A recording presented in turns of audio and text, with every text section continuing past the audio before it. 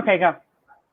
Welcome, everybody. My name is Liz Warner, but that doesn't matter because we're here for something bigger, better, and more important. Well, she's actually smaller than me, but book is called 488 Rules for Life. Kitty Flanagan. She's an extremely well-known comedian in Australia, author, writer, filmmaker, everything. We're going to get into her life in a moment, but she's written this book, which has taken off in Australia, and this is the United States premiere. Although, to be fair, this actual cast is spanning 3 different time zones. At least, I think. I'm on the East Coast. Barber's Bookstore.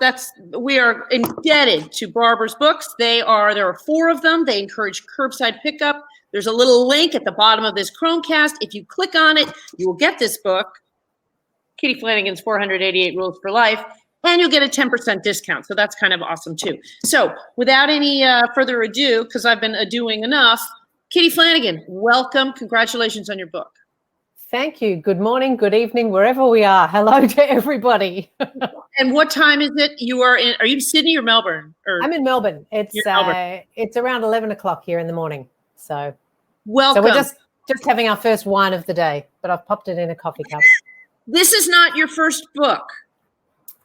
This is not my first book. I wrote another book called Bridge Burning and Other Hobbies, which was just a bunch of funny short stories. The publisher wanted an autobiography of my life, and I said nothing could be more boring. So I said I will cherry pick the good bits. Everyone's got a few good stories, but no one needs to hear the story of my life, for God's sake. Even my mother said to me when I said I was going to write a book, she went, "Oh, God, I hope it's not another one of those autobiographies no one wants to read." I went, "All right, thanks, Mum. Good to be encouraged." Yeah. She's the opposite of a stage mum. Yeah. So, okay, now there's a story behind this book I think our audience needs to know. Some already do, but for those who don't, this book was written, or this book was, quote, published and talked about before it actually appeared. Can you tell us about that? It didn't actually exist. It was just a joke. I used to do a segment on a sort of a news satire program here, comedy program here called The Weekly. And every week I would do a 5-minute segment on something. And I heard about this book called 12 Rules for Life. And I thought, well, that's a good idea for a segment. I'll do my 12 Rules for Life. But then I got the book, tried to read 12 Rules for Life and went, God, this book's impenetrable and there's no rules in it. It's just a bunch of wafty essays on something. So I said, right, we need some rules and we need more than 12. And so I pretended to have written a book called 488 Rules for Life. And we did a little ad for it and we popped it up with all my rules, things like, flush, pause, check, leave nothing behind when you go to the toilet. You mustn't just get up and walk out. No FaceTiming in public. And we made this little clip and people loved it. And then what happened was people started going into the bookshop asking for 488 Rules for Life, which was just a random number I'd picked. And the bookstore said, no, you mean 12 Rules for Life. And they said, no, there's a new one now. And then eventually some very savvy bookshop owner rang the publisher and said, look, we're getting a lot of requests. Could you ask her if she'd actually write the book? So It was the best. It's like it's every author's dream that the publisher comes to you and says, we've had requests. Can you write this book? Will you write the book that you've already written? Yeah. So then they said, would you want to change the number? And I said, no, I'll give it a crack. I reckon I can hit 488. Wow. Okay. So now, but you do other things. You're not just an author. Haven't you been tied up starring in somebody's television show? How's that work? Well, I did a lot of, I've done a lot of other people's television shows. I'm known for kind of doing short bits. There's lots of clips of me online doing bits about everything. When you've got to come up with a new 5-minute bit every week, you tend to cover all the topics. Sure. And I finally said, oh, God, I've had enough of bits. It's so hard reinventing the wheel every single week. I said I'd really like to do a comedy series where I just get to be the same person every week, do an extension of the story. So I'm doing my own, I guess you'd call it a sitcom now, called Fisk, which is the surname of the main character, Helen Tudor Fisk. I play a lawyer. And I'm probably one of the few comedians in Australia who wasn't a lawyer before they turned to comedy. So I'm the only one who has no experience. And I've decided to just cast myself as a lawyer. But I'm a probate lawyer, so I do wills and probate. It's all about dealing with dead people and death and wills and what gets left behind and who fights over what. So I know, comedy. And so you just shot this show that you've written and starred in. Yes, we shot it during COVID. We've got a lot of takes where people walk in wearing a mask, and there's a lot of takes to them with mask as someone goes, oh, fuck, sorry, and has to leave the room and take their mask off and come in again. The whole crew had to wear masks the whole time. We weren't allowed to, if you touched each other, if you shook hands or anything, you had to sanitize afterwards. It was laborious, but really good fun. Had some great people working on the show, quite a few comedians. I like working with my friends, so I cast a lot of my friends. Okay. And yeah, we had a good time. You wrapped up your own starring, writing, directing television show, and then you said, I've got to go launch a book that didn't exist, that now exists, that everybody thought existed, but now it really does exist. Now you're launching it. What are the rules about? Tell me, you make this book, your publisher says it didn't exist, now you have to make it exist. You write the book. Then how do you go from writing a book that flies into an Australian audience to an American audience? How do you make that? What are the rules the same? Well, firstly, I was really thrilled when one of the American publishers, Andrew McNeil, came to me and said, we love the book. And I went, oh my God, well, that means you get it. So that really thrilled me because I wasn't sure. I guess it's quite Australian in tone just because my voice, and my tone is Australian, and people also know pretty much how I speak out here. So they know I'm making a joke, but I had a few comments from a couple of American readers previously who'd read the Australian version who put reviews online saying that I was just some, nasty sort of pernickety old woman. And then they saw my comedy shows and they went, oh, now I understand her voice. I didn't get that it was a joke. I just thought she was a woman who was just too hard to live with. But the whole thing about the book is it is a joke. And that is, the first rule of the book is if you don't like one of the rules, move on, let it go. Don't tell me about it online. Don't start trolling me and saying, you can't live your life like this. Sure, mate, there'll be something else in the book for you. There's something for everyone in there. So the fact that the American publishers liked it too was really exciting, but we did have to go through and make a few changes. I've discovered Americans aren't big on the word toilet. Australians use the word toilet a lot. Yeah. We say, where is the toilet? I'm going to the toilet. Americans are never that specific. You always say bathroom. Or some other euphemism. Yeah, I think in America they say washroom a lot. In Canada they say washroom a lot. But yeah, bathroom is big there. So I kind of had to be quite specific sometimes and say this one really needs to be toilet. I'm talking about the toilet rather than just the area. How did were there things that you could do with the Americans that they were more lenient and more excited about than maybe the Australians? Tell us, let's read some of the rules, shall we? Well, a few, yeah, sure. I mean, a few of my favorites, for example, one of the rules that did need to, as far as the toilet rules go, I have a rule that is the toilet is not a magical trash can with water in it. Because people just constantly are flushing stuff down the toilet. You can't flush everything down the toilet, but that doesn't work if you say the bathroom is not a magical trash can. I need to say the toilet in that instance. But there were things that that Americans didn't understand. There was a rule in there that is, well, first of all, there's a rule that is clown. The word clown is not a verb because and that one is fine. You get that in America. You understand that it's bad enough that I have to hear about clowns at all, let alone that they are now clowning or they studied clowning or I'm going to go and clown tomorrow. It's like, you're not. You're just a clown. That's bad enough. Shut up about it. Yeah, I mean, I think in the U.S. people call people clowns, but when you talk about clowning the verb, that's a red flag for somebody. Yeah, absolutely. So then I had another rule, which was that feed is not a noun, but you don't say that in America. Over here, there's a certain type of person that says we're going to go for a feed, instead of a meal. So we're going to have a feed. Yes, and it's really awful. And it's an expression I can't bear, but it's very Australian. And it's a real typical sort of person that it helps you cancel out if you're going to go on a date or not. If they say, well, do you want to go for a feed? You go, no, not now, not ever. Because having a feed is for horses. So you didn't get that one. But that was okay because I was able to replace it with a few others that the best thing I think about the American book is I got to put rules in there that I'd forgotten or that I hadn't thought of. So it was like getting a do-over. So you get extra rules. There's what extra rules. We're blessedly, belovedly allowed to bring back that you'd almost forgotten. Well, a particular favorite of mine that I left out, which I couldn't believe didn't make it to the book, was, and it's in the American version, is that yoga pants should not provide a window to your soul. I think we've all been walking behind that person whose pants are getting a little worn in the seat area, and suddenly you can see right through them. So I think people need to always hold their exercise pants up to the light, and if you can see through them, that means so can we when we're walking behind you. So let's just check those and remember that see-through fabrics are for wedding veils, curtains, but not your yoga pants. So things like that. All right. If your food is too hot, stop eating it. Okay.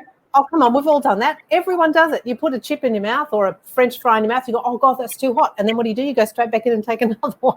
It's like, just let it cool down. Just let your food cool down. No one's taking it away. I think it's important that we should break down some of the chapters because I happen to love the food stuff.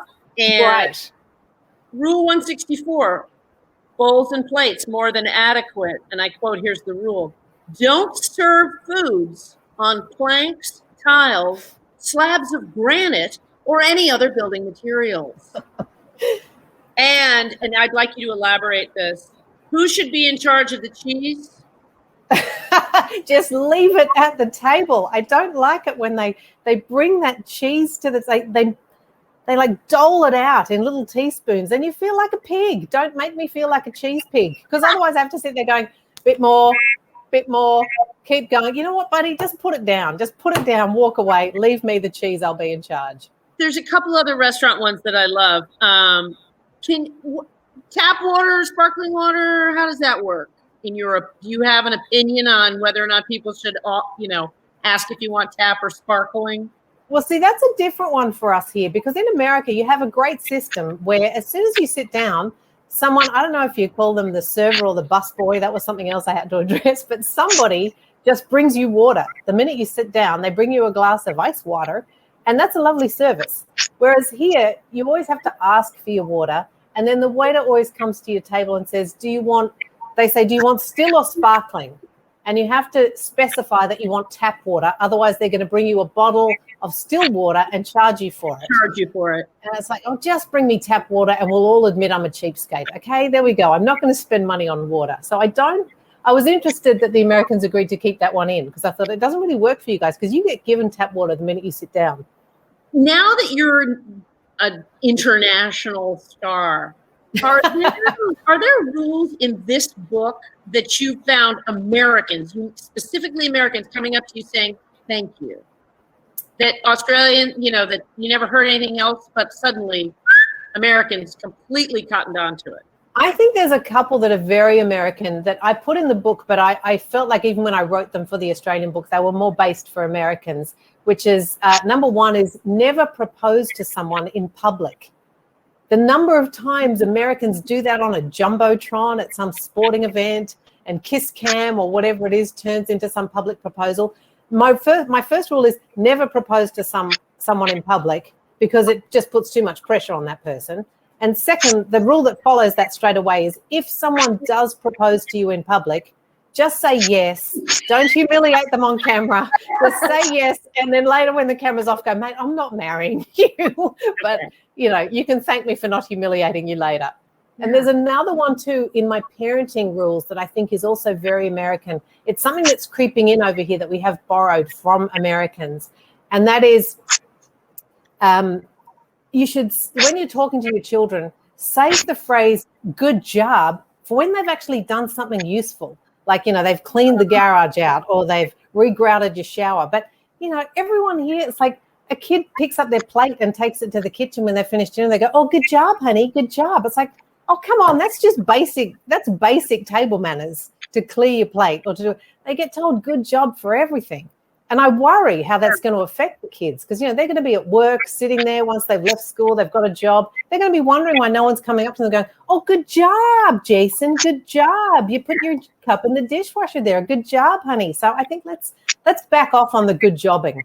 They don't need to good job everything. Your parenting section. First of all, I have two questions. How come, and I do not have children, but I do have pets. you lumped pets in with parenting. And I think, and have parents responded to what you have, your parenting advice? Well, I'm kind of known, I guess, for being childless out here. And it's not because I hate children. It just, children just didn't happen for me. I didn't take a set against them and say, never shall I have a child. But people therefore don't think that I'm qualified to give parenting advice, I guess, because I don't have children. But I think that's what qualifies me, because I have not stuffed it up. As far as I'm concerned, everyone who's had a kid has kind of got it wrong. So I am yet to get parenting wrong. So I say my rules should still apply. Sure. I am I'm what you should aspire to in parenting. I mean, you might not be able to do it all, but at least try. At least try my parenting rules. And then pets, a logical extension? Well, absolutely. I think pets are I don't want to say, I don't want things to kick off, but I think pets are even harder than kids. Firstly, you don't get any kind of, government subsidy for when you need to get them minded. And you probably don't get that in America anyway for childcare. Oh, you do get but you get it for pets, but not for kids? No. But you don't get it for kids either, do you? You're not big on childcare over there for government subsidies. I'm sure that's being debated on Capitol Hill right now. I know you don't get maternity leave for longer than a day. I think you're allowed to have a day off to have the baby, and then you have to be back at work. I think we get like 2 days now. I think pets are hard, and it's kind of the same. If you've got a dog, if you've got a toddler, they're all, eating things they shouldn't. They're biting people they shouldn't. They're licking stuff. It's kind of similar. So I think they should belong in the same. Once again, if you're just joining us, we are talking with Kitty Flanagan from Australia. She's literally live in Australia right now. The book is 488 Rules for Life. It is available right here, right now. If you're watching, you've tuned into Barbara's Books Crowdcast. If you click on the little green thing at the bottom, it says 10% off. Click on it, you'll get a discount. You can also ask questions down where it says ask a question. I only have one kind of working eye, so I'm trying to keep that one eye on the ask a question thing. So if I don't get your question, it's because I'm viewing it slowly. But speaking of which, this book, good idea for Valentine's Day, right? Oh, it's a great gift if someone is annoying you at any time of year, because all you have to do is buy the book and then just read it carefully so that you don't crack the spine, because that was a rule that a bookseller actually told me should have been in the book. Don't crack the spine when you're in the bookshops trying to read the books. They hate it when you crack the spine.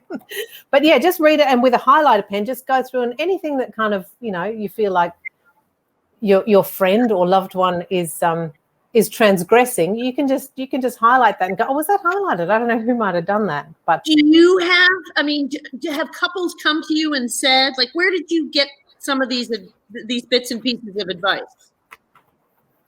I think the particular rules that people have kind of really thanked me for, a lot of them are office rules. Someone came up to me recently in the park and said I'd changed their life at parties, because one of my rules is that you don't have to farewell everyone at the party. Just seek out the host, say goodbye, and then slip out. It's fine. You don't have to go and say goodbye to everyone you spoke to. It's fine to just go. It's a party. No one's going to go, that person never said goodbye to me. She said that's changed my life and made her exits much quicker. So that was nice. So have you found historically that when people respond to your rules, they're like, oh my gosh, that's so obvious. Nobody was able to ever quantify it verbally, which is what you've done. I think what's nice is even if you disagree with a lot of the rules, there's always going to be something with that many rules in there. There's going to be some where you just go, yeah, of course. So I think people just like to be validated, and they go, that's exactly what I think. That's how I think it should be. So that's what's been really nice about it. And just especially with the office ones, one of my things is I have a set against hot desking and open plan offices. I'm not clear on hot desking. I was reading about it. Tell me about it.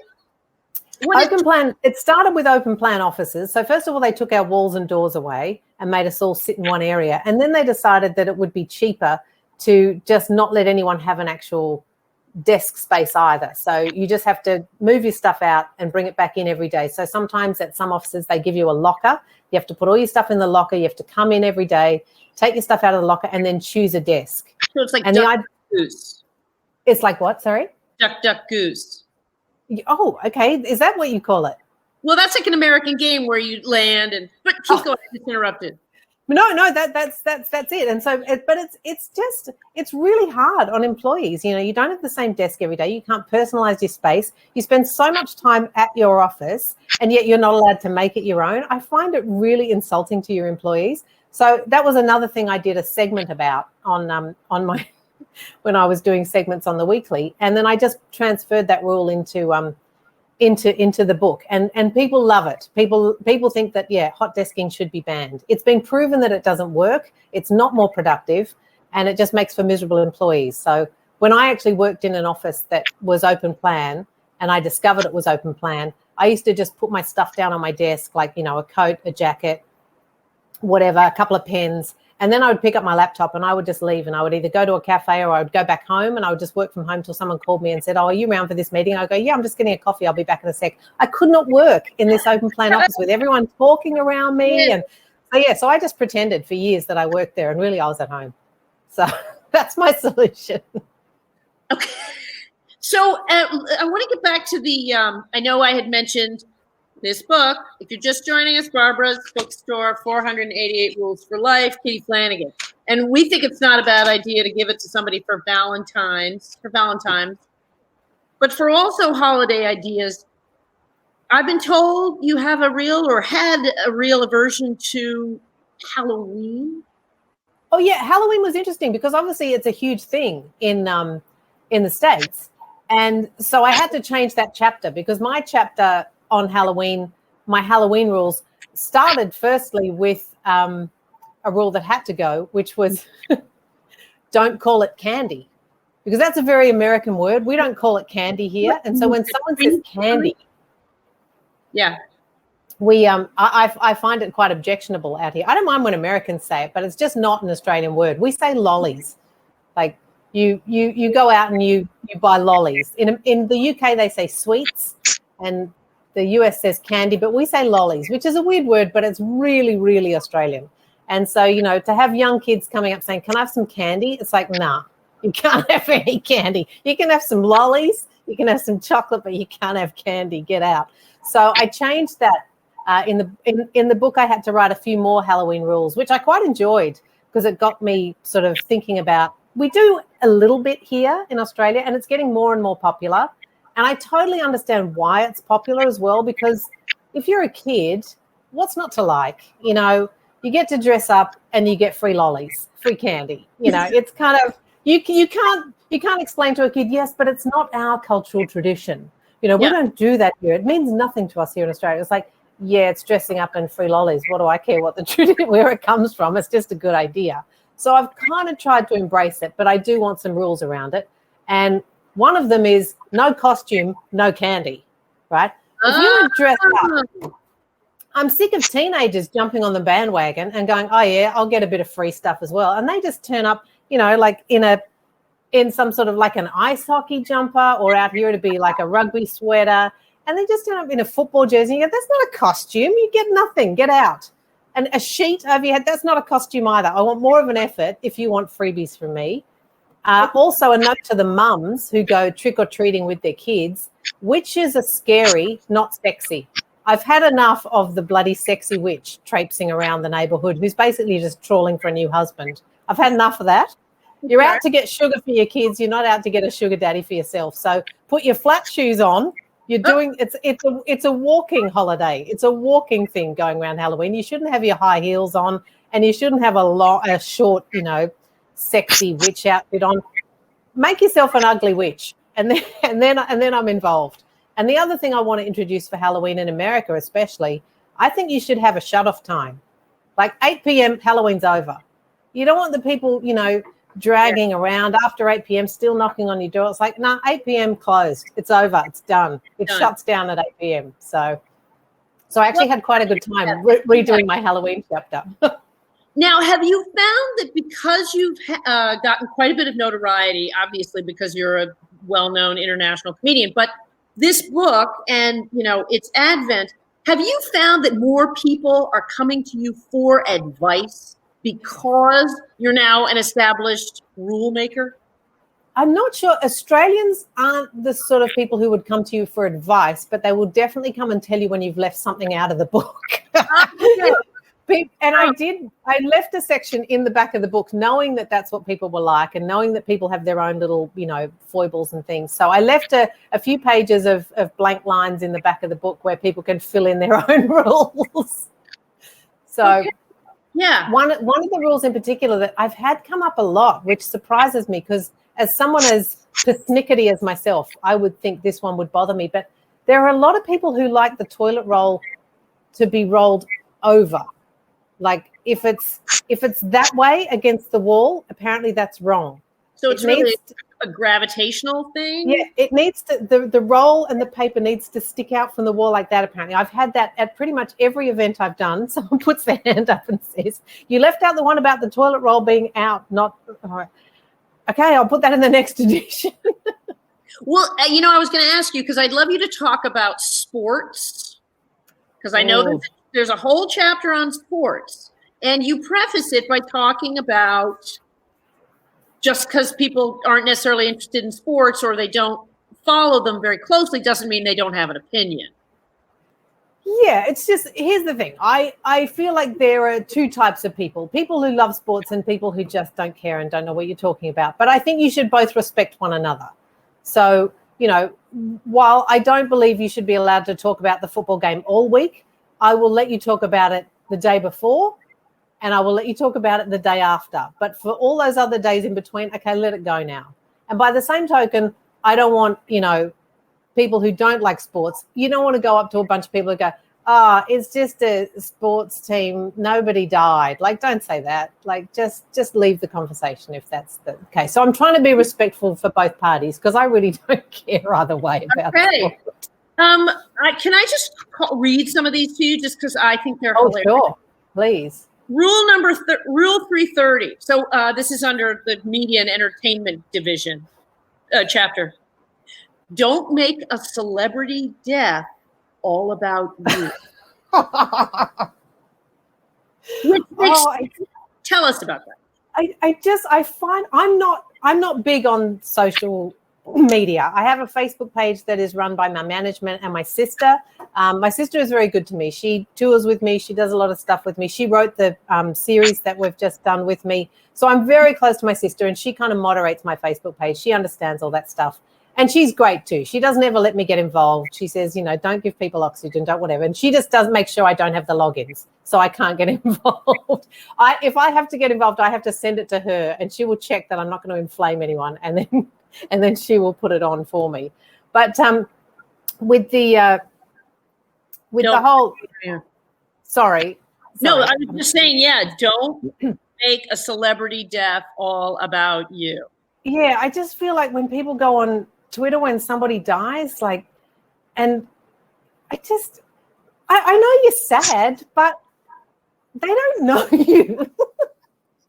and it seems like people compete to be the saddest. It turns into this kind of thing of, I'm the saddest about Prince's death, or I'm the saddest about David Bowie's death. It's like, yeah, I just don't feel like Prince's family is getting much from, Neville in Newtown in Australia sending his condolences. Yep. I just feel like you're just clogging up people. I don't know if someone, I think it's really difficult. If someone close to you dies, I don't really think you want a bunch of strangers chummy. It's nice that everyone respects them and loves them, but I don't think you need their personal condolences. Sure. And I think people do it in order to get attention for themselves. That's what I think a lot of social media is about. Almost like you're saying that might be the purpose of social media. I know. That's another discussion for another time. I want to read another one that I like. Rule 370 under birthdays. Don't mix your friends. Have multiple birthday events instead. Now, I happen to think it's genius, but I get worried about it. Will you weigh in on it, please?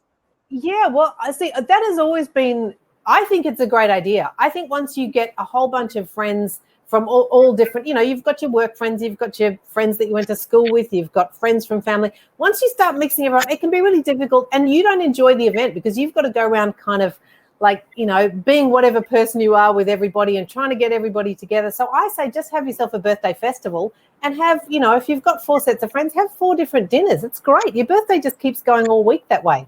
It's a much better idea. You don't like the melting pot approach.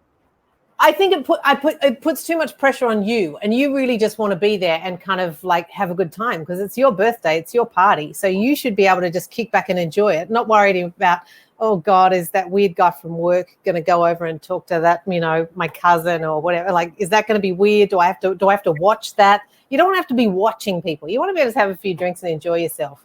And I mean, you could do that, I suppose, too, if you had the melting pot. But I say just have 4 different dinners. It's more for you.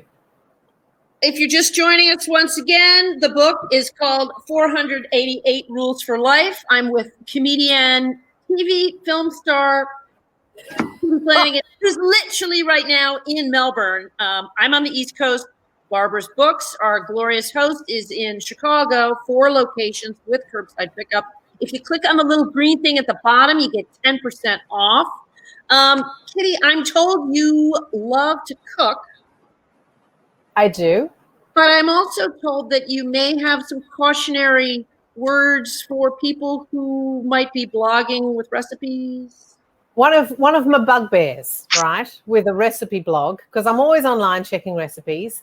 And so my rule for recipe bloggers is give us the recipe, not the story of your life. My God, the pages that you have to scroll through to get to the recipe. I cannot recommend sites highly enough. Like Cookie and Kate is a great vegetarian website. And one of the best things about it is that she has a button that says jump to the recipe.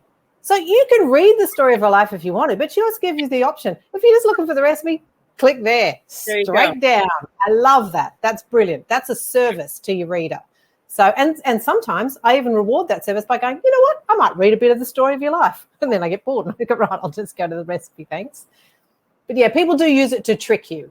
They get you in with, oh, make this delicious pie. And you go, oh, I'm going to make that delicious pie. Oh, Christ, now I'm reading about her grandmother and the autumn leaves. And God, where is this bloody recipe? Can we get to it? Now, I got to ask, and this is just because you work in media, you're a media personality, people know you, people love you, people want to hear what you have to say.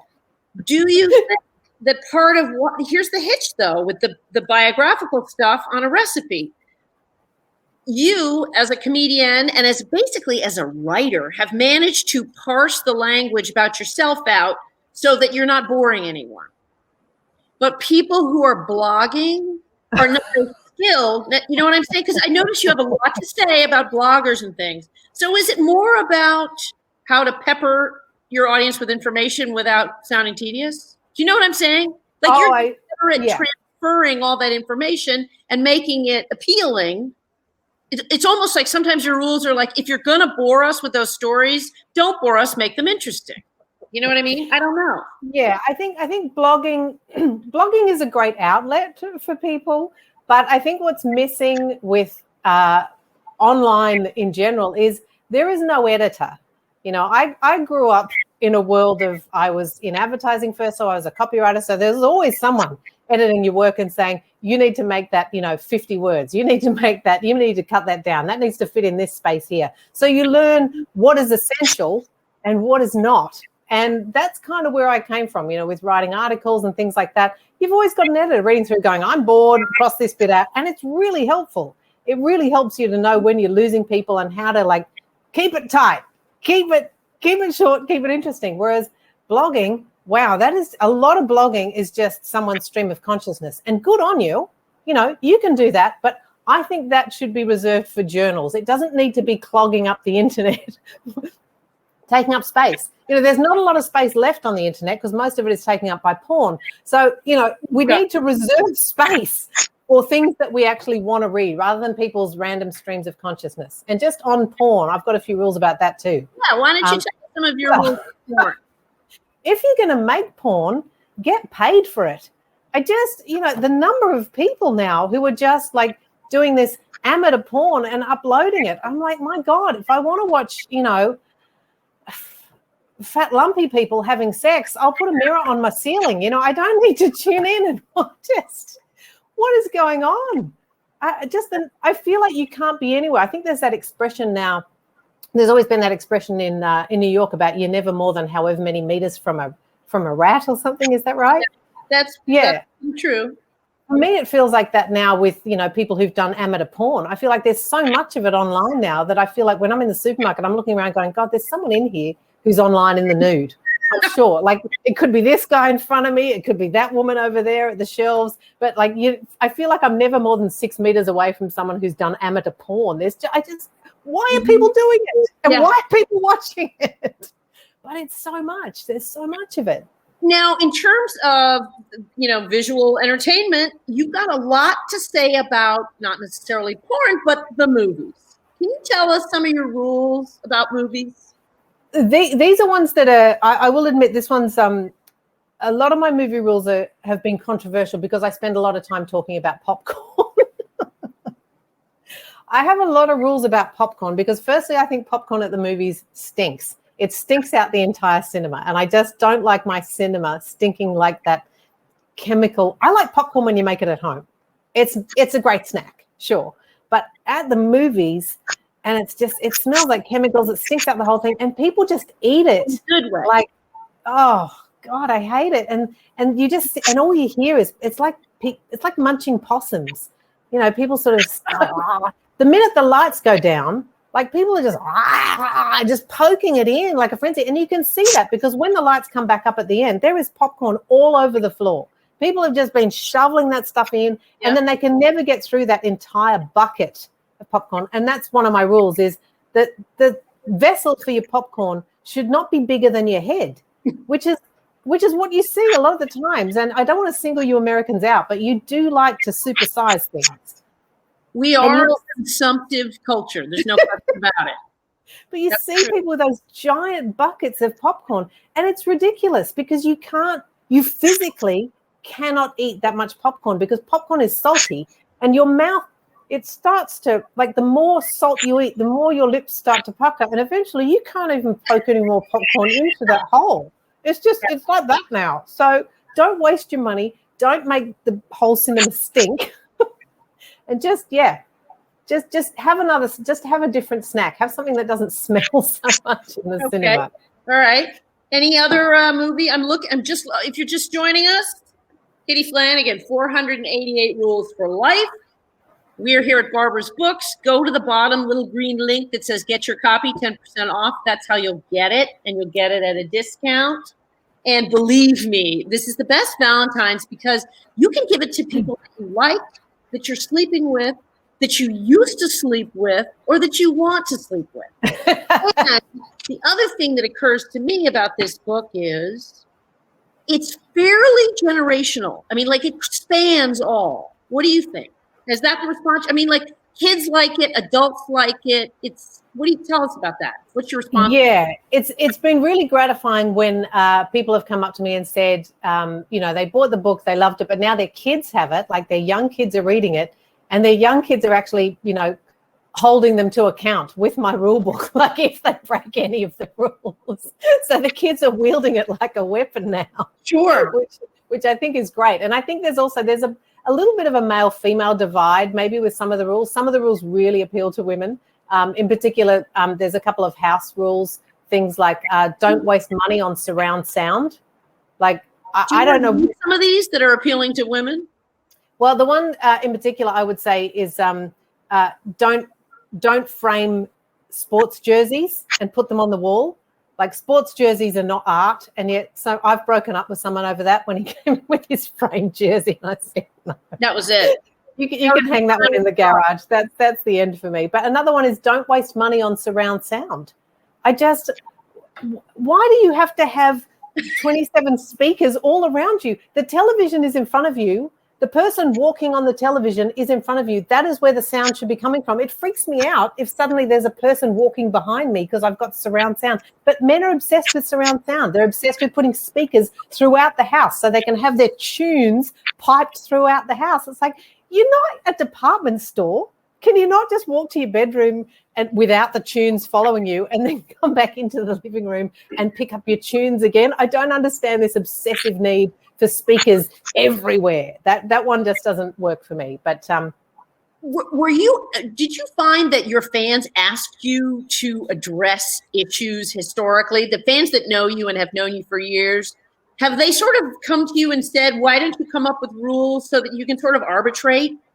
You know what I mean? I think certainly around a lot of things, like I've got a lot of what you would call cell phone rules. We call it a mobile phone here, but a lot of cell phone rules, because that's a big thing here. People having conversations on speakerphone, people having conversations on FaceTime, like on public transport. Like, can you weigh in on that? Unbelievable. Well, I can't stand hearing one person's side of the conversation. If someone is talking, if I'm on a bus or a tram or whatever, and someone is having a conversation, I can't stand that already. That I'm already hating it. But then when they make me listen to the other person's side as well, so now I'm getting both sides of the boring conversation, it's like, oh, shut up. So that one really resonated with people when I said no FaceTiming in a public place. Because, people walk along holding out the phone, like watching. It's like, oh, for God, I don't understand FaceTime. This is fine because we're doing a thing and people are watching it. But the best thing about the phone is you can look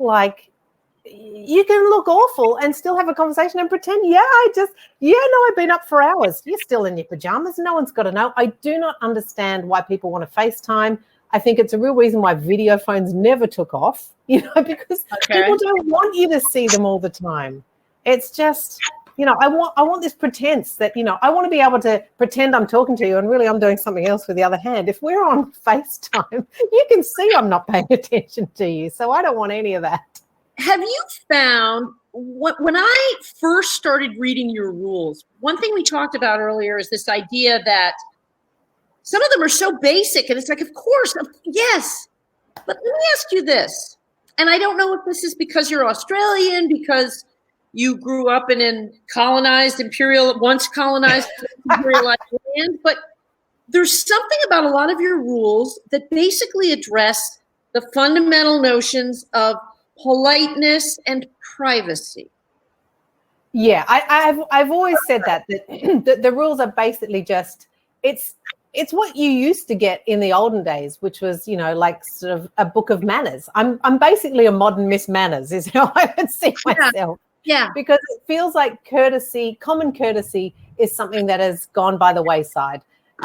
It really has. Like in so many things, people just don't respect one another. I mean, one of the easiest ways to avoid having a conflict is to just go, oh, I'm sorry. Even if you're not, even if, that person was in the wrong, you know what? Let's all just move on with our lives and avoid conflict by going, oh, I'm terribly sorry, and walk the other way. And I think that's where people are so ready to have a fight about something or to prove their thing. And, I'm right and you're wrong. And that's another rule that's in the book, is that fact trumps opinion every time. Like, people now think that opinions are facts, and they're not. Like, if it's a fact, it's a fact, it's a fact, and you can't dispute it.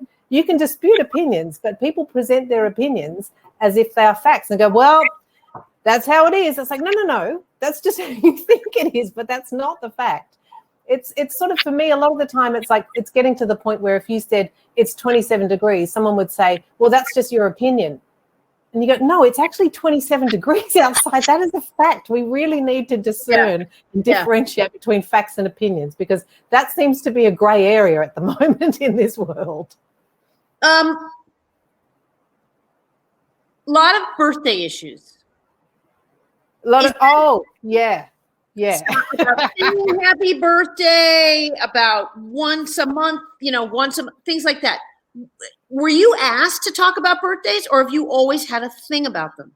I think it's just, look, I know there are some people who just live for it. I'm not a big party person. I'm not a big birthday person. That's why I say at the beginning of the book, if you're not into my rules, move on. You'll find something else. Because I know some people don't necessarily agree with my birthday rules, which is, the only person that you really have to call on their birthday is your mum. You do have to call your mum and say, happy birthday, mum, because your mum really appreciates it. Everyone else, if you're ringing someone on their birthday, they're kind of going, oh, fuck, I'm trying to get on with my day. I just keep having to answer birthday calls. So a birthday text is okay? A birthday text is ample. That is sufficient. That's great. And I think a birthday text is preferable to a birthday Facebook message. There is absolutely no. A Facebook message does not count. And I'll tell you why. Because you didn't remember, Facebook remembered for you. So therefore, that doesn't count. So what you should do, hand, that's what you're objecting to. Yeah, it's disingenuous. It's like, you didn't remember my birthday. Facebook remembered my birthday, and they told you when my birthday was. So don't pretend, oh, thumbs up, happy birthday to you. What you should do, like just an element of pretense and courtesy. Get the Facebook reminder, and then go, oh, good idea. I will send them a text. And if you don't have the person's number, then you're not close enough friends with them to go birthday messaging them anyway. Because everyone goes, oh, but I don't have that person's number. It's like, well, they're not a real friend. They're a Facebook friend. They don't count. You've got all your real friends' numbers.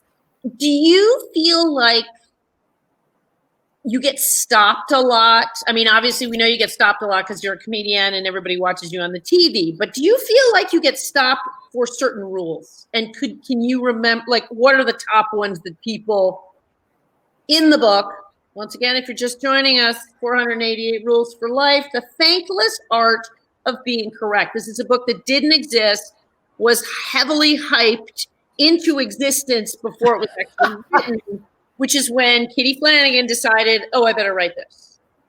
And you did. And it's very popular. Barbara's books, go to the little green thing at the bottom. We'll take some questions, by the way. If anybody wants to ask some questions, please do. But a little green thing at the bottom, get 10% off from Barbara's, and that's how you'll get the book.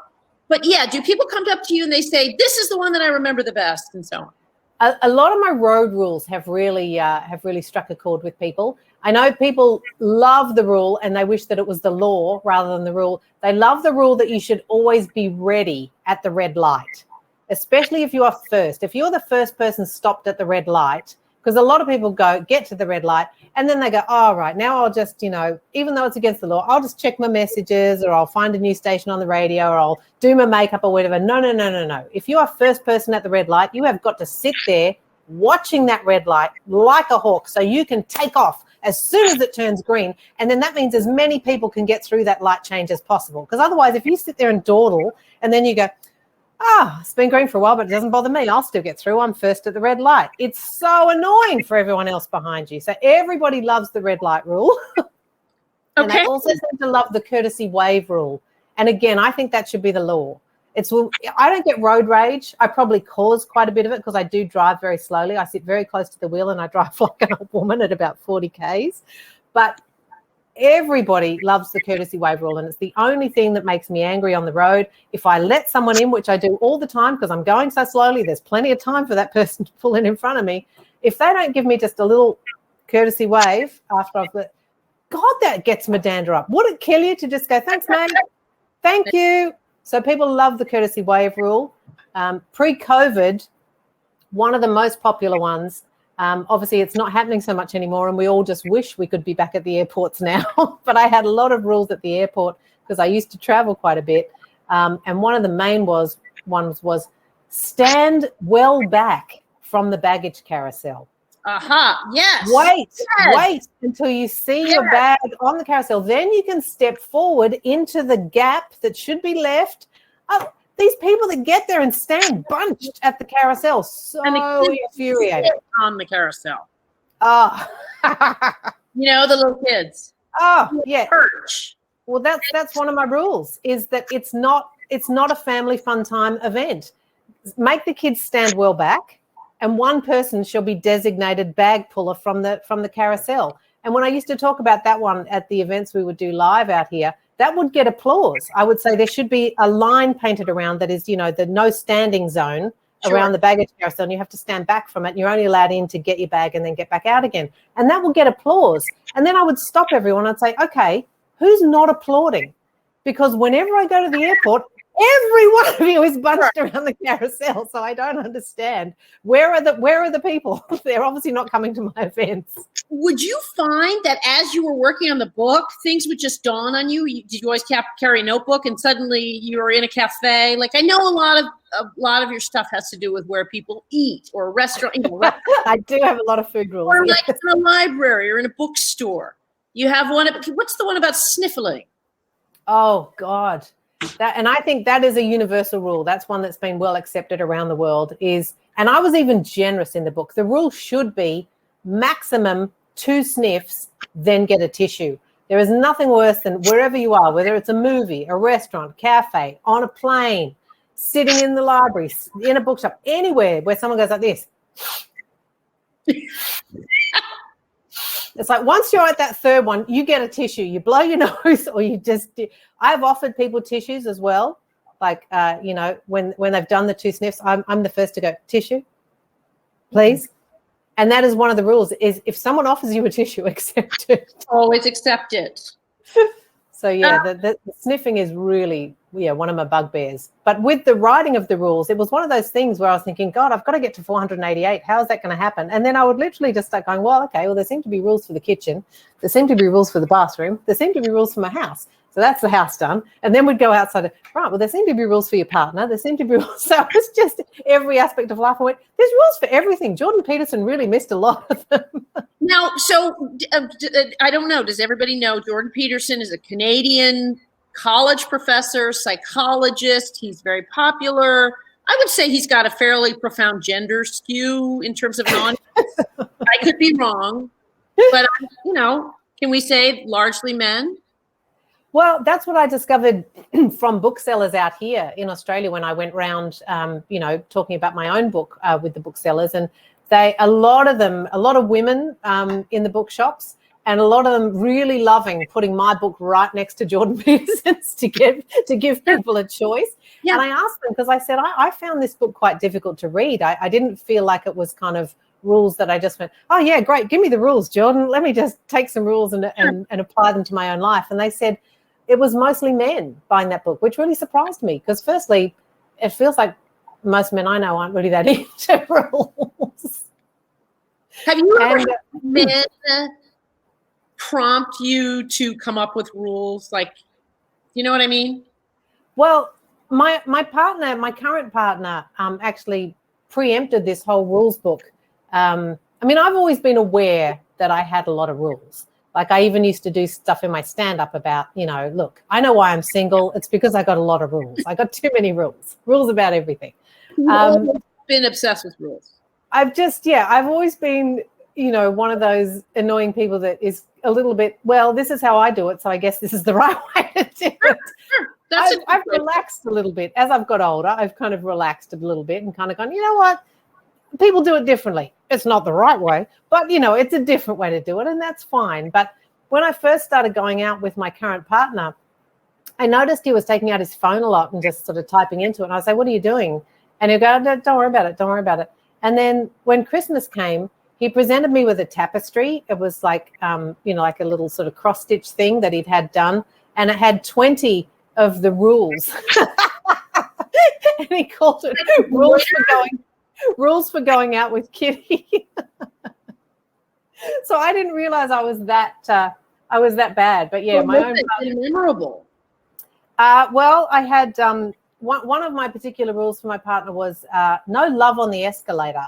And I managed to put that one in the book. I thought that is a rule for everybody. I hate it when someone tries to give you a hug or hold your hand on the escalator. It's a mode of transport. You shouldn't be standing on the escalator anyway. You should be using it. It's there to assist your journey. It's not so that you can learn what it would be like to live life with no legs. It's about you're supposed to walk on the escalator, not just stand there like a lump. So I really object to it when, we would be on the escalator and he would try to put his arms around me from behind. And I said, no love on the escalator. Don't turn us into a love sculpture, as we, either go slowly down or back up. And people that hold hands on this, that just means no one can walk through. So you've got to stand to one side. Don't be holding hands. So no love on the escalator. I think that was probably the one that kicked it off for him. He kind of went, right, no love on the escalator. I also have a weird rule about no wearing a watch to bed. I don't like it when people wear a watch to bed. Now, why is that? Well, because then, if he ever tries to kind of, put his arm around me, I just get watch in my hair or watch. It's scratchy. Mm-hmm. I understand I'm difficult to live with, and he's a saint. He really is. But we also do very well because we live in separate cities. So I think that's why. You live on separate continents as well? I haven't got that far yet, but we are in different states. So, Okay. but it works well for us. It But must. there was another one with no nose picking. I know people are going to pick their nose, but do it in private. Don't do it in front of your partner. I don't want to see someone with their finger buried up to the knuckle. And people have tried to tell me, but in a partnership, when you're in a relationship, it's just a sign of being comfortable with one another. It's like, I don't want to be that comfortable. I don't want to see anyone picking their nose, especially the person, that I'm supposed to be, closest to. I don't want to know where that finger's been. Okay. So and really, then you're going to touch my face with it? Yeah. You're going to touch my face with that hand that's just been up your nose? I don't think so. Yeah. So no nose picking, no farting, all those sorts of things. They're controversial, I know, but. Is there one rule that is the most controversial, if you had to sort of quantify it?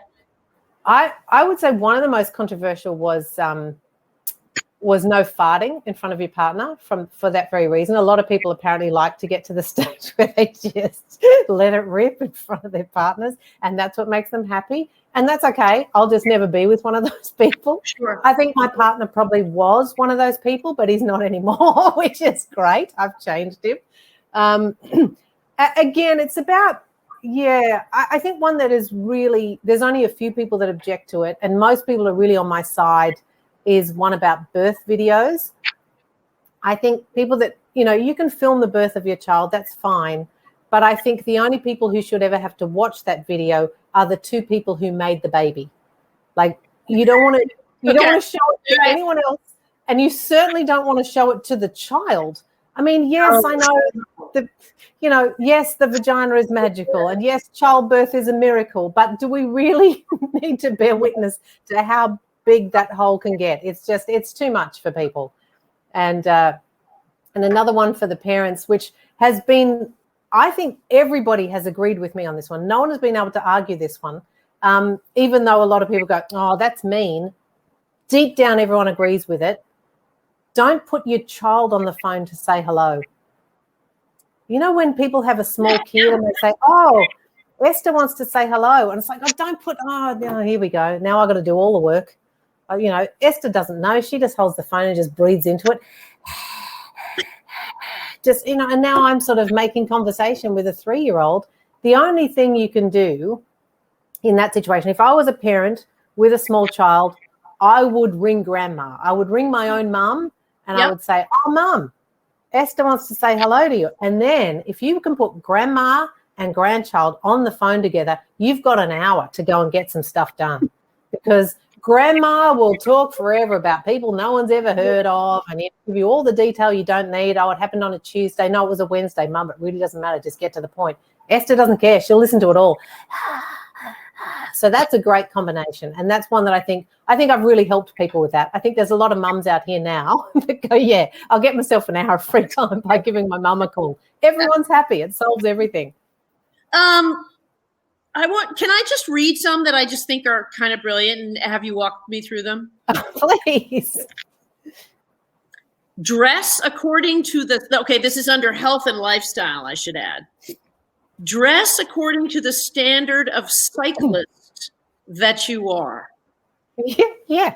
And I stand by this. I'm not sure what the situation is in the States with cyclists, but out here, cyclists love to ride around in packs. It's mostly middle-aged men. They like to get their Lycra gear on as if they're sponsored in the Tour de France with all their stickers, and they wear, the jerseys that have the holes so that they can put all their power bars and their drinks and everything.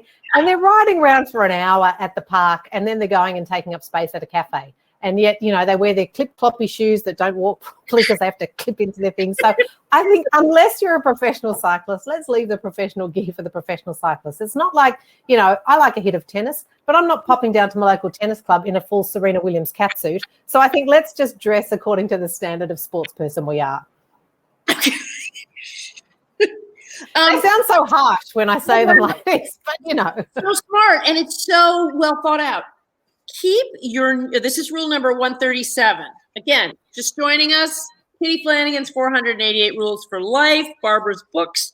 Click on the green thing, you can get it, 10% off. This is rule number 137. Keep your new food regime to yourself. Look, I'm all for people improving themselves and ketoing or FODMAPing or whatever you're doing. That's fine. But I could not be more bored listening to it. Like, it's fine if you want to do it, but don't come out to a restaurant with us. If you know that restaurant isn't going to serve what you want to eat, then just don't come. All the restaurants now post their menus online. So either take a day off from your FODMAPing and your ketoing, or don't come, because, you know, when you get the waiter there and then you've got to tell the chef, I don't want this and I don't want that. Well, that's just rude. Yep. You know, the chef is doing a job. You're in his house, you know, so don't you go telling him what to cook. He'll tell you what to eat because it's his house. He told you what was on the menu and you still came. So just eat what's on the menu. If you're allergic to something and you're going to die, sure, have a word. But if it's just going to get you a bit, I feel a bit bloated. It's like, that's not from what the chef served, just because you ate too much dessert. So shut up. Can we take a few questions? Because I'm seeing them coming in on the chat. Sure. Love to. Let's see. If you've got a question, just do ask a question. Click on there, and we will get a couple questions. Mary in Missouri says... You can pop your glasses on, Liz. No judgment. I know. Do you have any rules about glasses? Mary? I do.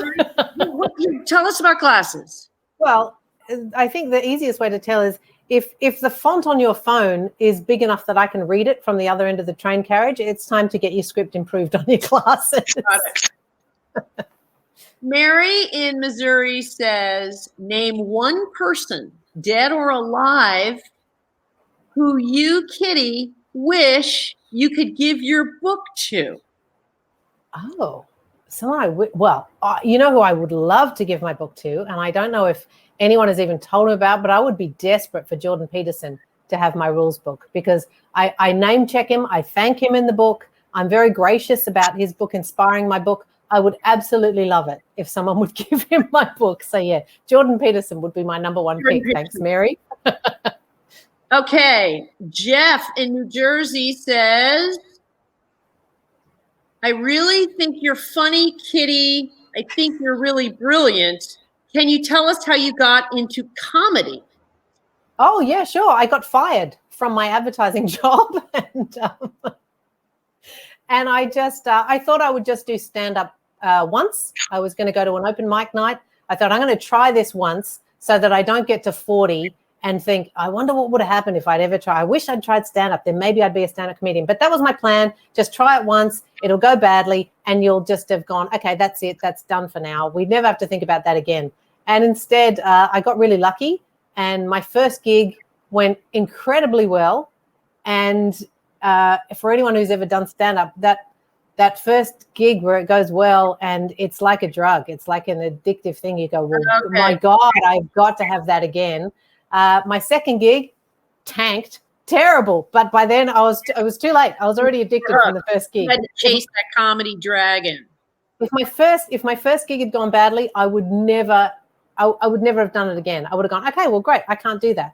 But once I'd done it, it had gone well. I kind of knew that it was there. So when I had a bad one, I was able to go, yeah, but I had a good one. I got to try and get that feeling again. Get back to that. So it was just really, really lucky that my first one went well. Carla from Boston. Is it true, Kitty, you have a rule about walking and eating? Yes, it's true. And can I just say, I'm so delighted that there are people in America tuning in. This is so exciting. Yes, I do. And I think it might stem from the fact that I went to a Catholic school and the nuns were very strict about that sort of thing. We weren't allowed to eat in the street.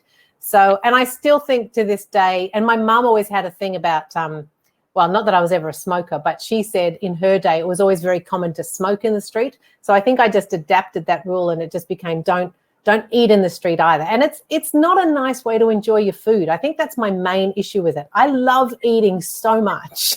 It's such a main part of my day, but I want to sit down. I want to enjoy it. That's why I've got another rule about don't eat at your desk. Everyone deserves a lunch hour or a half hour where you can leave your desk and just have half an hour to yourself to just enjoy your sandwich or your salad, whatever it is. You should be able to just focus on your food and not have to be typing or working or one hand on this while you shove food in. Just have time to enjoy your food. And that means not wandering around with it. It's why I don't like markets either, unless there's a table and a chair for me to sit down at. Like food trucks, I love the food that comes from food trucks, but they need a couple of chairs so I can sit down and enjoy my food. So, yeah, enjoy your food. We've got time for one more question, when we better wrap up. Kurt in St. Louis. Hey, Kurt. Hi, Kitty. You sure are funny. If you could share only one rule with society, what's the most important rule you'd prioritize? Oh, gee. Oh, God, I've got so many. But you know, one that comes up every year, it's probably due to come up again because the season is coming. But I think one of my rules that needs to just be put out there and made a law now is don't climb Mount Everest. You know what? It's been done. And no one else needs to trek up that bloody mountain and trek that down there. All you're proving now is that you've got a lot of money. Because you know what? You've got all your gear on, you know, you've got your oxygen, you've got a Sherpa carrying your stuff. Unless you can run up that mountain like a Sherpa in your, you know, in your sweater and underpants, which is pretty much what they do, then forget it. You're not proving anything. People have walked up that mountain since, I don't know, was it 1950 or 1960? And they did it in a woolen blazer and a pair of boots. And they marched up that thing with some ropes. If you're needing those crampons and your ladders and your blah, blah, blah, you're out. Forget it. No more Everest. It's been done. Let's declare Everest done, and no one needs to ruin that mountain anymore. So that would be my rule that I would share with the world on behalf of the world. Wow. Okay. No more. Also, if you've got kids, you should definitely not climb Mount Everest because you might die.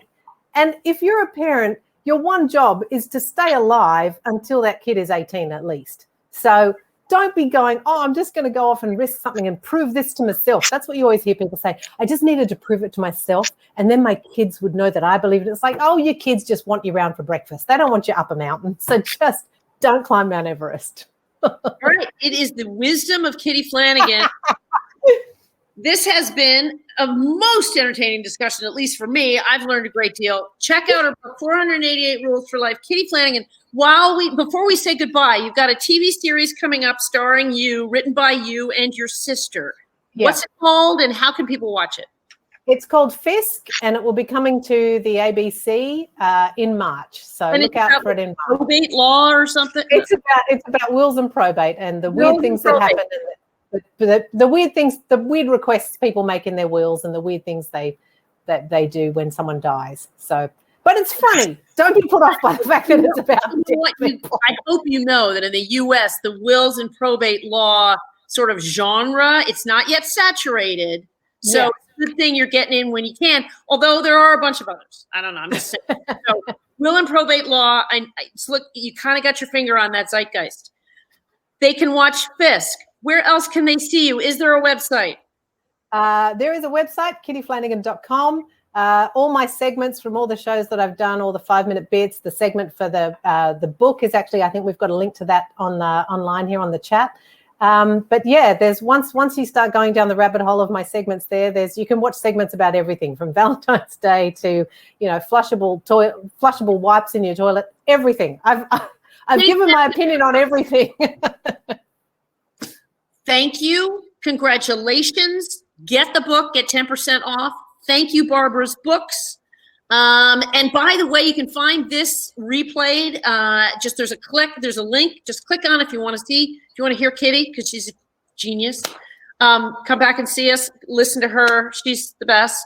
Congratulations. Watch the show, buy the book, give it to somebody for Valentine's Day. Thank you so much, Liz, and thank you to Barbara's Bookstore. It's been such a treat and such a pleasure to actually get to talk to an American audience and share my book with you. I really appreciate it. And thanks to my publishers as well over there, Andrew McNeil. It's been fantastic. It's been so exciting. Thank you. Have a great morning. More later. Thanks for joining us.